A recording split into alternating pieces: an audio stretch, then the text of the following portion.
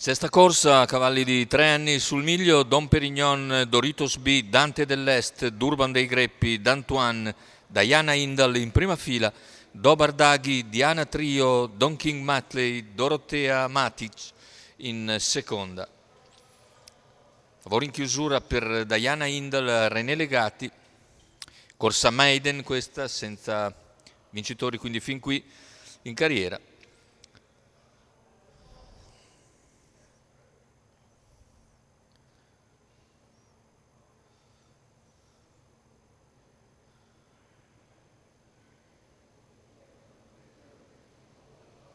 In partenza, Dom Perignon cerca di mantenere la testa contro Durban dei Greppi, veloce, si accoda subito invece Doritos B.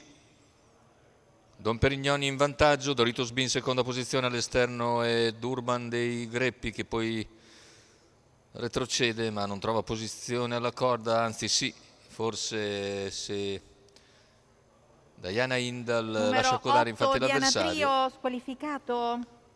Diana Trio intanto squalificata, completamento dei primi 400 metri. 30,5 per Dom Perignon che conduce su Doritos B, poi Durban dei Greppi, Diana Indal, ancora Dante dell'Est, via via tutti gli altri.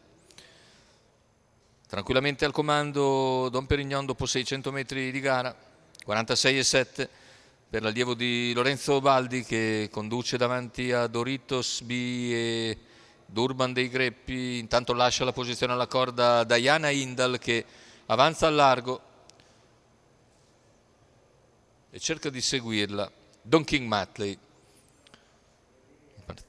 Stiale in 15,1 ora davanti alle tribune, allunga Dom Perignon, lo segue Doritos B. Diana Indal non riesce per il momento a progredire, chilometro in 1,16,6 con Dom Perignon in vantaggio nei confronti di Doritos B. Gli altri più discosti capeggiati da Durban dei Greppi che però sta perdendo contatto e cerca di recuperare. Intanto Dom Perignon si mantiene in vantaggio, avanza nuovamente Diana Indal quando siamo al completamento della curva finale con in vantaggio Dom Perignon, Doritos B in seconda posizione. Dom Perignon mantiene 2,5 di margine su Doritos B. E nel finale Dom Perignon viene a concludere isolato in avanti Lorenzo Baldi in sediolo per la prima vittoria di Dom Perignon, secondo posto per Doritos B, al terzo Diana Indal.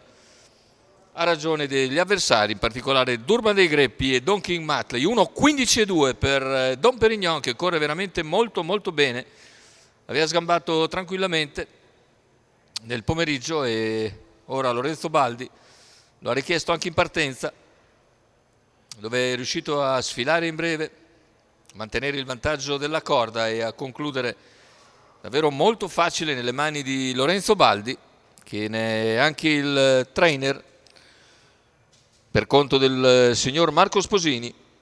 Vittoria nettissima, buon secondo posto per Doritos B, un altro che aveva sgambato molto bene, e più indietro al terzo finisce la favorita Diana Indal.